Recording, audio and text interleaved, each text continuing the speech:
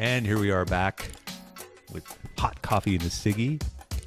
We're rolling along with episode 4 already because we want to continue on with the vein that we had going when we ended episode 3. And that's our contested Siggies. Which seemed like not that long ago. It just seemed like 5 minutes a few minutes ago, didn't it, that we recorded episode 3, but here we are with episode 4. And if you're fortunate enough to have missed episode 3, especially fortunate in this 1 and 2, somehow found yourself listening to this crazy thing in episode 4. What we did in episode 3 was hit what we call contested Siggies. That means signature songs that at first seemed like slam dunks, but as you went along and other people looked at the list, they argued with me about it. They contested it, and in the last episode we covered about 6 artists, 6 or 7. Yeah, a couple of them I was convinced enough to change it right then and there. So to my surprise, actually, we talked about it so much that we ended that episode so it wouldn't put everybody to sleep, and we began episode 4 now, continuing on with our list. I'm Pat. And I'm Jamin. And I wanted to start it with something that a group that kind of got lost in the shuffle over the years. You got the Beatles, you got Rolling Stones, you got the Who, but probably the one that started it all, the first mega group, I'd say, of the 60s was the Beach Boys. Yeah, they actually sort of predated those other groups in terms of success. They actually had started, I think, in like 61, making albums and songs, Surfing Safari and some of those things. So they were around, and they managed to sort of withstand the British invasion and managed to stay high in the charts. Their first number, they didn't have a number 1 song until I Get Around, which was after the Beatles it was in 64, but after the Beatles had already begun their assault. Actually, Brian Wilson's first number 1 song was not for him, not for the Beach Boys. It was Surf City by Jan and Dean, and his father, who was their manager, was furious with him for not only giving away a number 1 song, but singing background vocals on the album and on the song with Jan and Dean. So that's the kind of guy he was. Yeah, Brian definitely marched to the beat of his own drum. And was it this year he passed? Or yeah, just okay. Like in the last it's like 2-3 months ago, maybe. Time runs together to me sometimes, and I know it's like, well, that guy just died. No, it was 3 years ago. And he lasted longer. I think a lot of folks, because of some of the habits he had, thought that he would be the first to go. And he was, I guess Mike Love is still alive, but always the most miserable guy. To their chagrin. They're the ones. There's a guy that nobody seems to like. Yeah, it's a lot of people actually still curse Paul as being the most fuddy-duddy of the Beatles, and he's the one that's still out there kicking the most. Even though, Ringo's still doing it too. Yeah, Ringo's still kicking. But you see some of those interviews even today. They're going to do another anthology, I guess, right? The Beatles. The Beatles. Well, there's about to come out. What they're doing, they're sort of refreshing and remastering the anthem, and they're gonna. There's supposedly there's a few more things that they're gonna throw out there that were unreleased before. As for the Beach Boys, though, I was never as big a Beach Boys fan as many people. I certainly appreciated them, and I recognize their influence. So I was a very superficial Beach Boys fan. It's the basic ones to me, and I'm probably a good person to ask about them because for the signature song concept of just throwing a group's name at you and what song comes into your head, I'm not a diehard. So it was always Surfing USA to me. Well, and I think if you asked a lot of people, they're either going to say Surfing USA, maybe Good Vibrations, they might say fun, fun, fun. So I thought of fun, fun, fun as well. I should add that to the Another, because the tested list. opening there, it's just a very, just a good sort of a riff on Chuck Berry there. In fact, I guess he claimed they had to end up paying him some money because I guess he claims they ripped him off or whatever. But see, for me, the signature song, and you talk about making a case as to why it would be the signature song, would be California Girls. And I would say that because it's the perfect bridge song. And what I mean by bridge song is that it's upbeat. It still sort of invokes the sun, sand, surf sort of vision of California that they projected, but musically and instrumentally, it's sort of a precursor to the Pet Sounds time, and when they started to get into more sophisticated types of sounds. And I think that song bridges the gap between both of those eras, and that's what makes it sort of the perfect Beach Boys song. It's definitely an iconic song for sure. So it evokes, everything they're about there. And not only that, it was remade by David Lee Roth. So how can you go wrong with that? I dig those girls. I dig those girls. Yeah, that was maybe his high point on his solo career. And that would be another episode that we do, but I was actually telling my wife about it earlier today. It's like we have an idea of possible episodes that I come up with, and I should jot them down, and I forget. Some signature songs that are the signature song for not one but two artists. That and the old Louis Prima song there. He had two big songs with they weren't even hits. Just a Gigolo. Everywhere I go. If we made California Girls the signature song of the Beach Boys, then it would probably mean that it would fall into that category, because that David Lee Roth is up there. We'd have to contest. I think David Lee Roth himself is contested between California Girls and Just a Gigolo. I mean, some people for the Beach Boys might even say Kokomo if you're of a certain. See, that's right. And I don't even have that in the list. If you're of a certain era, because that record-wise, believe it or not, I want to say that was a number one song. And it's the recency bias we talk about. It's the newest of. It's not new by any means. It's 40 years old itself. But one of the only groups, if not the only group, to go the longest time between number one song. That was 25 years between Good Vibrations and Kokomo. And of course, Mike Love was quick to say Brian Wilson had nothing to do with Kokomo. Yeah, Brian would also happily agree with that. I think he probably detested this. Well, Mike Love claims we invited him to come down to the session, but he didn't show up because he was under the control of that doctor or whatever, Dr. Landy. Well, I think those Beach Boys songs were in that, what was that, the Full House era with the guy from Full House. Yeah, John Stamos. Some people think John Stamos is a Beach Boy. And he's really not. He's a friend of the Beach Boys. But in thinking about this, it was like, I kind of break up the Beach Boys into the classic Beach Boys, the very early years, with the Surfin' USA and Fun, Fun, Fun. And then you got into the Pet Sounds one where they became introspective and more artistic and got that. They had those background musicians. Well, the Wrecking Crew. They were using that, yeah. They were basically, the Beach Boys were still touring while a lot of Pet Sounds was being made.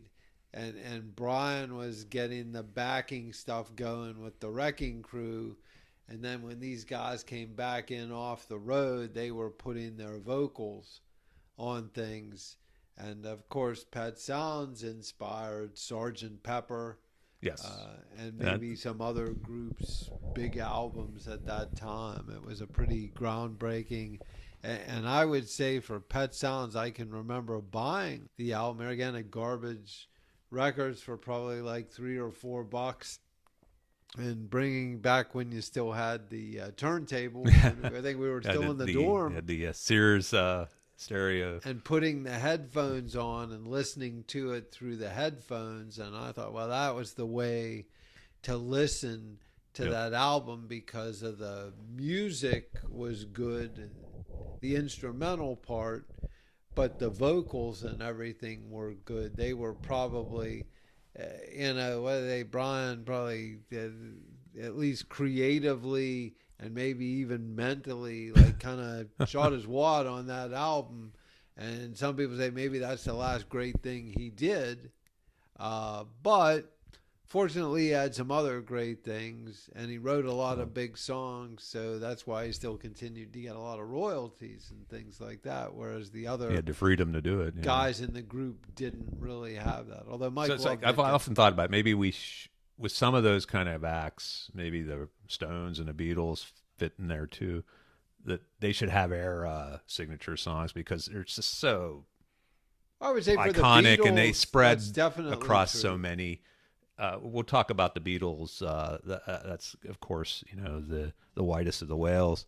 But the Beach Boys, like I said, they could have I don't even know what you call that era, the surfing era, the surf era, the Pet Sounds era, the Kokomo era, which that leaves out the 70s. I realize, and that's probably for a good thing, because although they've re-released some of the 70s material on various compilations. And some of that stuff, and of course the compilations tend to hit the highlights. And when they ran that Beach Boys channel again, when Brian Wilson passed away, I think it was maybe June or something because they Sirius resurrected the Beach Boys channel again. Yes. And they played a lot of those 70s cuts on there. Maybe the ones that had a little airplay and everything. And I'm like, wow, some of these were actually pretty good and haven't really aged too badly. They were kind of overlooked at the time because I think a lot of people felt they were washed up or trying too hard to be relevant. Right. And, the people, and even then, would go to their shows and or looking for and they're like, we want to hear Surfing USA. And they wanted to sing some of their new songs, and the people weren't as receptive. That's the on that, but they'd be the bane of every classic artist. They'd be more receptive now. I probably would be to that stuff, because some of it's actually pretty good. So we may talk about that at some point. Maybe have a whole episode about the Beach Boys and the Beatles and Stones and those kind of acts that should have different era signature songs. I'm gonna keep it just because the land of indecision here. I'm gonna keep it as Surfing USA for now, because we haven't delved into it enough. I think to change. Yeah, throw an asterisk. Let's move on to another one that's a little bit more modern, maybe a little easier. I'm thinking is Huey Lewis and the News. And I hadn't thought about Huey Lewis much. He sort of was a huge artist that kind of fell off the face of the earth. Came from out of nowhere, had a big moment, and then kind of faded out. And we watched that, I thought really well done documentary on We Are the World. It was on Netflix recently. It was called The Greatest Night in Pop. I thought it was very well done. And Huey Lewis played a really big part in that. They interviewed a number of the people who participated in that, but Huey gave him a lot of prime material there, I thought. And he came up very humble, and I thought he really was like shocked that he was there, and he really appreciated it. He was awed, he wasn't exactly at the low point of his career at that point, but he felt, compared to some of those other people, he was still maybe not convinced he was of their caliber. At one point, he's like, well, I'm just going to be in the background. I was just happy to be there. And I guess Prince reneged on going. He was going to have a solo in the song. Yeah, they gave him the Prince didn't show up, and they turned. They said, Huey, you can sing it. And they're like, he's like, what? He said, suddenly I'm like crapping bricks here because I'm not sure. I'm just going to be in the background having a good time, and now I'm up there with Michael Jackson and Ray Charles and Springsteen. So I recommend watching it. It's on Netflix. Do a search on The Greatest Night in Pop, and it's a really good. It's funny. It's well done. And if you're a child of the '80s like we are, kind of, I'd recommend doing it. It goes really fast. Anyway, Huey, I'm going down making the list. Gosh, 4 years ago now, 4 or 5 years. And Huey came up, and I'm like, "Do you believe in love?" And I threw it out there. I said, "That's the one." Which is my favorite song, but I don't think that's the signature And I think song. that's probably why we're here talking about him again, because a lot of these acts, in my head, I try to keep bias out of it. But I do have the bias, and I talked about this in the previous one, where I like bangers over ballads. And not all, basically he has a couple of songs that are slower, but he doesn't really have any ballads. But I'm a sucker for a strong opening riff in a song, and that song has but and that's probably the first song of his I heard and I liked. And in fact, that was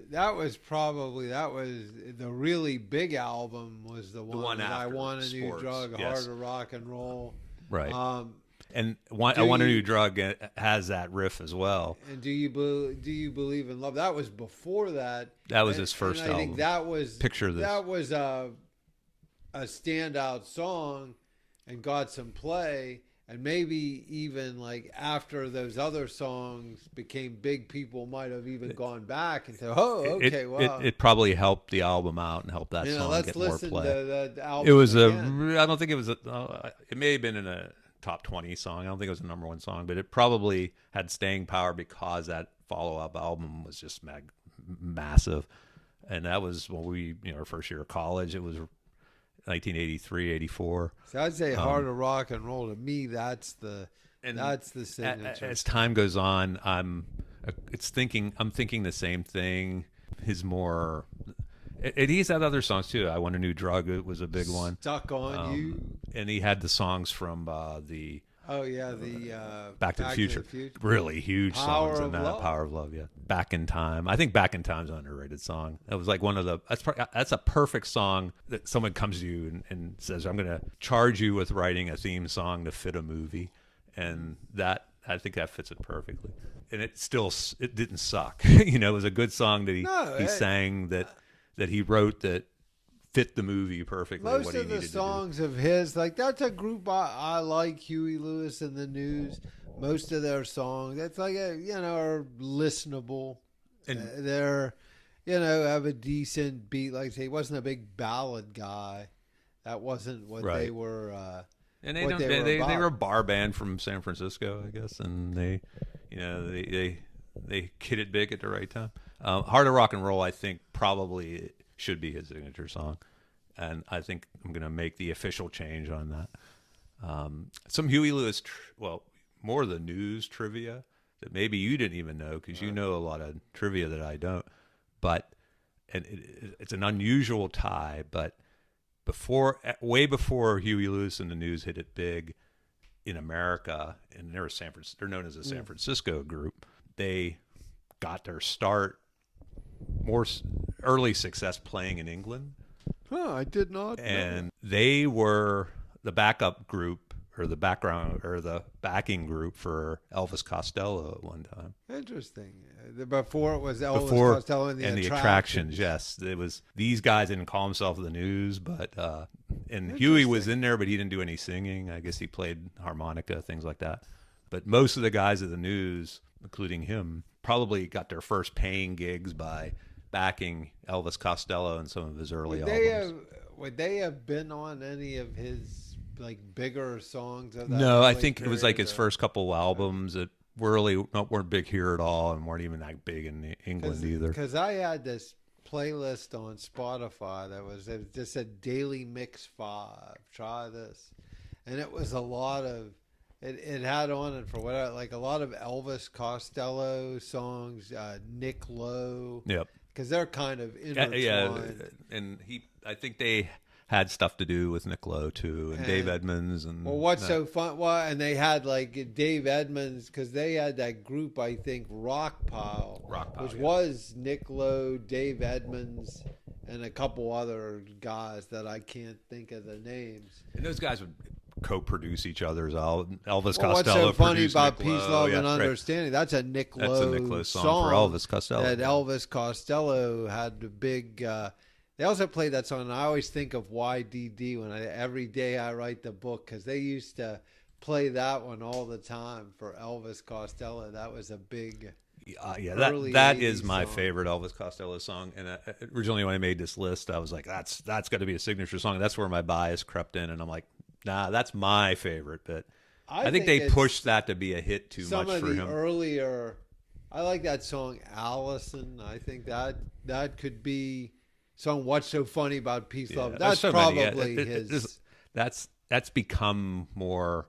If you asked him, he probably would say that's the one he would want. I say it's Pump It Up.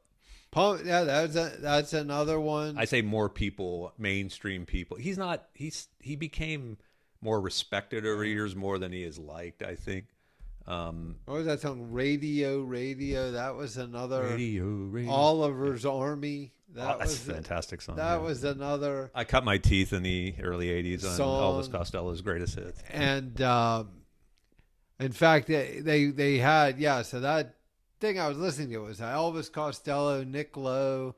And Nick Lowe uses this backing group sometimes. They're called Low Straight Jackets. Yeah. And they're instrumental. They're like almost like a surf rock instrumental. They kind of reminded me almost of like the Ventures. And they play surf rock, yeah. They're pretty good. And they threw a few Squeeze songs on there. Oh, and Squeeze, my favorite. So that I told you that English Beat, the remake of Tears of a Clown. Which that is not their signature heard. song. Save It for Later is their signature song. However, Tears of a Clown is one that got a lot of play. That's just one I never recalled hearing, and it might have been on that album you had. If it was on that was same on album. one of their earlier albums. Okay. It was not on the Special Beat Service, which is the first. Okay. I owe my friend Michael Gergiolo. Is that the one your with an friend, airplane on for the your cover neighbor? or something? Yeah, they're cutting off an airplane. Yeah. Okay, yeah. Mike bought that album and didn't particularly like it for some reason, so he kind of tossed Yeah, it my you way. had it in the dorm room, I remember. I didn't know anything about them. I knew that song vaguely, Save It for Later. I thought it was okay. I took it from him because I'm a frugal person and I'll take anything. And I put it on and I started to listen to it. I'm like, wow, I really like this. So I bought some of their earlier albums. Do you like it better than Lover Boy? Loverboy was a passing fancy, yeah. Very passing. Signature song is, of course, Working for the Weekend. And not much else. They had a few other songs. I'm in the right mood. I can appreciate Loverboy, but my infatuation with Loverboy was short and not so sweet. I had a girlfriend who liked Loverboy, and that soured them for me as well when we broke up.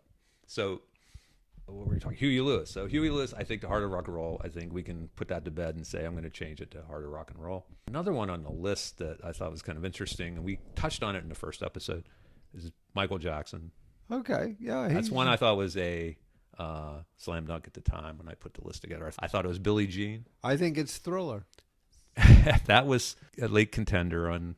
A couple different people have said it's Thriller, and it never occurred to me to think Michael Jackson's signature song. The video, the video whole does thing, the Vincent Price. It's a very convincing. It's a very convincing case. Especially, it's still. I mean, he's still huge. They play Michael Jackson all over the place still. And they'll be throwing Thriller out here. But on Thriller Halloween. hitting. It's October 3rd here. Thriller is going to get maximum play. And that great every Halloween party everywhere is going to put Thriller on with Werewolves of London. Oh, Warren Zevon will get his due in October, and not much else, unfortunately. The late great Warren Zevon. yeah, that was like his only big song. But Beat It, yeah, Beat It, Thriller. They're contenders with Billie Jean, but I still, that's an iconic song. They're all. It's tough for him because they're all iconic and they're all from the same album. Guy. I mean, it Had just a tells lot you of, that album was just a monster. The modern day Elvis, the king of pop. I mean, all these songs from one album, and they're all considered like the biggest song of his, and it could all easily fit in there. And if anyone had one song in their whole career, one of those songs, it'd be like they'd be a huge artist. Where did it all go wrong for him? Well, yeah, too much success. It's true. It should happen to Prince. It happened to Brian Wilson. We talked about it. John Lennon, to an extent, it almost happened to him. He came out of it, but John Lennon kind of lost it in the early 70s. Well, yeah, I would say he's of all of the Beatles solo, he was the least commercially successful. Right. Imagine was a huge song.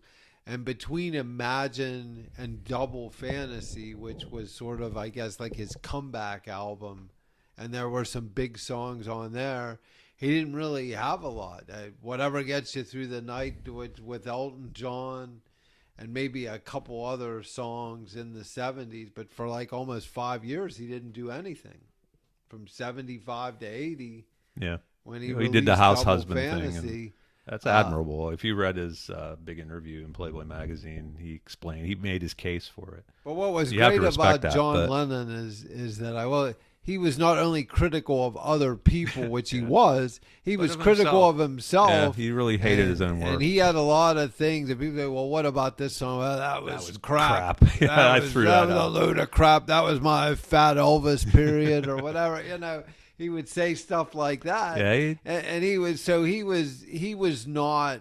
He didn't have a big ego where he thought his stuff was great and everybody else's stuff He'll sucked. defend some of his like real obscure stuff, like the Plastic Ono stuff. He'll that was some of the greatest stuff ever. Two It's like virgins with Yoko. when they were the naked cover. Anything with Yoko was he was probably defending. He was really defending her more than himself there, because he knew she had no talent. Maybe she, as an artist on some level, like not as a music artist, but as an artist, maybe she had. I'm not real familiar with any of her work, her artwork, but because I think that's how he met her, was at some kind of art exhibit where her work was being on display, but.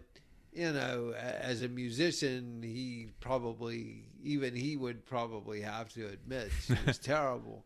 Well, I think as time went by, maybe he would have come more to his senses. I wouldn't say Linda McCartney was a great musician either. So Paul kind of did the same thing. Paul kind of defended her. Like, does she really belong in a group like Wings? But they kind of tucked her away on the keys. She probably had a sing a little background stuff. Keyboard. Yeah. Sometimes they said they did cut out her microphone, but I don't know if that's true. Maybe they should cut out my microphone too. Yeah, it's sad actually. I think people mellowed on her as the years went by. Yeah, they're kind of mellowed on Yoko too, but still kind of blame her for the breakup. Although I think Paul and Yoko kind of mellowed on each other, because I don't think they necessarily liked each other initially, but I think they kind of at least... bringing it full circle, Michael's songs with Paul, Michael Jackson's songs with Paul themselves could be iconic. Well, that the thing was Michael jumping on the bandwagon, or was Paul? Yeah, I think Paul was jumping on the Michael bandwagon, but they made some good songs together. As far as this, I'm not convinced. Many people, our own friend Bill Amygdalos, who came out of nowhere one day and said that he thought Thriller was the signature song. Well, now I'm agreeing with him. I know. It's like, I can't even believe he answered about it, but he come out of nowhere like he does sometimes in our text threads and said, Thriller was the song. So I don't know, maybe I think at least he didn't say Billie Jean soundtrack to Zorba the Greek. Beat is a little bit too gimmicky to me. It has that Eddie Van Halen riff in it, and it's great. There's nothing wrong with it, but it's almost like it's a parody of itself, and and of course, Weird Al Yankovic did a parody of it. Yes, and that's his signature song.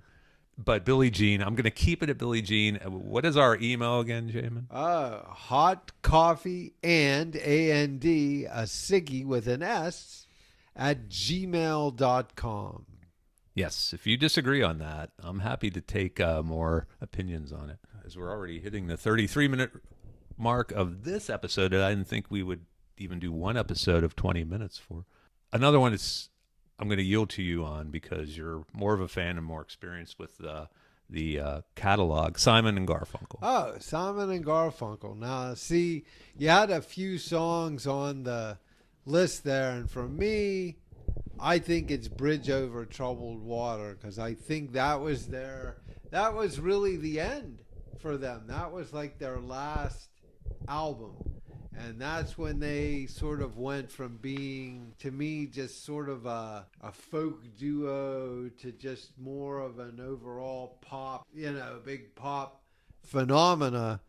And Sounds of Silence, which some people might say. I have it on the list as a contender. Interesting story. I think it's interesting to me anyways about Sounds of Silence. Simon and Garfunkel, for those that don't know, met each other in like 6th grade. They were boyhood friends. They were in like a school play together, and that's how they met.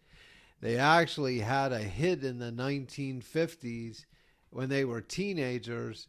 They called themselves Tom and Jerry. Song called Hey Schoolgirl, which actually got some play. I think they were on American Bandstand, and they might have had one or two other songs that were like big in New York, but nowhere else. And then they broke up. Paul Simon sort of stayed in the music business as a writer and working. He was part of that Brill Building crowd. And Garfunkel went to Columbia University and studied architecture and graduated. And then, lo and behold, they got back together in the early 60s, and they had an album. It's called Wednesday Morning 3 a.m. And it was pretty much like a straight folk album. Just guitar and the two guys singing. And Sounds of Silence was on that album. Didn't really have a big thing. Paul Simon went to England, started working there, doing some recording, and somebody at the record company put like an electric guitar on Sounds of Silence and had that beginning and re-released it, and it became a hit, like bigger than the first time when it really wasn't a hit. And that sort of forced them back together to capitalize on that. And they recorded some albums. And, of course, out of all that stuff, my favorite Simon and Garfunkel album is probably Bookends. And that has the stuff sort of from that the Graduate period, like Mrs. Robinson. See, that's what I picked Mrs. Robinson as their signature Couple song. A song called Overs and some other At the Zoo, which I think the Bangles remade at the zoo, or not at the zoo, No. Hazy Shade of Winter, which yeah. was on that Bookends album. I think that's my favorite album. But then they reached That's probably my favorite Bangles song. Reached that big Not so much the Simon and Garfunkel version, which is the original, but which actually is good. If you go back and listen to that again, you might find you like it. But yeah, I picked Mrs. Robinson. I thought that's the one most people today know of them, but it goes back to my bangers versus ballads. I was like, well, that's the faster song, and it was a movie theme, and that The Graduate was a well, even though they had a short career. Movie. That's sort of their middle period song, I guess. You had Sounds of Silence, which was their start. Then, Mrs. Robinson in the middle. And then Bridge Over Troubled Water was at the end. And then they broke up because they were... Garfunkel was getting into a movie career. In fact, I'd heard that the one movie, one of the things that started the rift was that Paul Simon was supposed to be in this movie as well that Garfunkel was. It was called Catch-22. It was based on a book, a Joseph Heller book, right. And that was big then.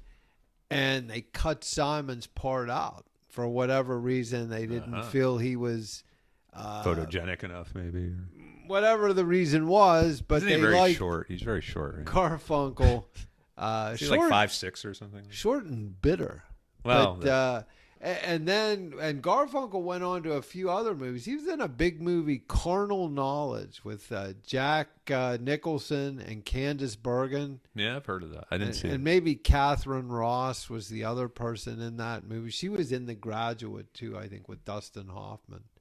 But that's why I said Mrs. Robinson. And you said you think Bridge Over Troubled Water is a better choice. I think that was like their big, like I say, that's when they sort of transcended to really becoming just like a big pop act, a big act.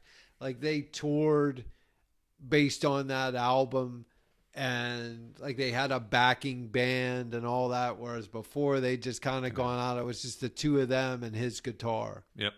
And That's my favorite Simon and Garfunkel is even on this list, but it's Scarborough Fair. I think that's a great song. See, I wouldn't make it the signature song. I would not. It's just my own personal song. Yeah, well, everybody has, but they have, and they're another one of those groups, I think, like we talked about earlier with some of these. You say, well, they had maybe a couple songs, but if you listen, you say, oh, I even whether you like the song or not, you say, oh, I remember that song. Oh, that was them. And they probably have like maybe 10, 12 songs like that, at least, that you would listen to and say, and they did, they said when they got together for that concert in Central Park in like 1981 or whenever that was, it was only on, I remember HBO, it was only on HBO. And actually making a video, had that VCR and making a videotape of the concert. And they ended up drawing like something like 500,000 people to Central Park. They didn't think they were going to get anybody there. So much for Simon. I am willing to change that because I don't consider myself strong enough on Simon and Garfunkel. And there may be some people out there that have other opinions on that. And no, me and Julio down by the schoolyard. That was not a Simon and Garfunkel song, just Simon. I made his 50 Ways to Leave Your Lover, by the way. See, I'd say Kodachrome. That's my favorite song, but I don't think it's his signature song. I like Me and Julio Down by the Schoolyard. Or you could almost say signature song for him was You Can Call Me Al. Yeah, for the video. The Chevy Chase. I thought that was probably that was a contender. We could. That's not even on my list. In fact, I heard they've airbrushed Chevy out of those videos. I think they're airbrushing Chevy out of everything he did. Jackass. Him doing his vacation movies without Chevy in them. Kind of made it to the end of my mainstream ones. I'm going to hit some real quick. I have some fans who reached out about certain groups. Black Sabbath, for one, on the heavy metal end of things. No comment on Black Sabbath. I'm not even a big... I'm not an expert on Black Sabbath, to be honest, or Ozzy. Ozzy, I made Crazy Train. I don't think there's much question. Yeah, that to me is one of the few songs I actually know. As far as Black Sabbath, it came down to Iron Man or Paranoid. I got advice from a Black Sabbath fan that it should be Iron Man, even though my preference would be Paranoid, which I don't know too many Sabbath songs, but Paranoid is the one I would say I like the best. I don't know a lot of devil worshippers. So. Ozzy's the only other one that might contend with Crazy Train is Mama, I'm Coming Home. And that was a big MTV song, but I think Crazy Train by far, that's a slam dunk in my opinion. Fabulous Thunderbirds we talked about in the last episode. Maybe something to end on because nobody might have made it this far. I think it's Wrap It Up. Wrap It Up is my favorite Thunderbird song, but I thought it was tough enough because of the video, and that was their first big song. Wrap It Up is a good song you can throw as a novelty on a Christmas list, on a Christmas song list. I hadn't thought of that. Yeah, I've done that for my daughter's Christmas party, Christmas music list. You know, there's another song that's a Christmas song. It's an old song that Roy Orbison did, and I didn't think of it as a Christmas song, but it is called Pretty Paper. I never heard and they say it's a Christmas song, and I've heard the song. And what's interesting about it was written by Willie Nelson, and Roy Orbison did it like back in the early 60s. Wow. That just shows you Willie transcended and went into places you never thought he would. Well, that was one of, who was that guy? George Jones, country guy, had a big, one of his big songs in the like late 50s, early 60s. Was called, these guys used to do some gospel guy, a song called Family Bible. Also a Willie Nelson song. On that note, I think we may wrap it up for episode 4. I think we'll call it a day for talking about the contested Siggies for right now until I can get a chance to go through the list and put even a couple more on there than I have now.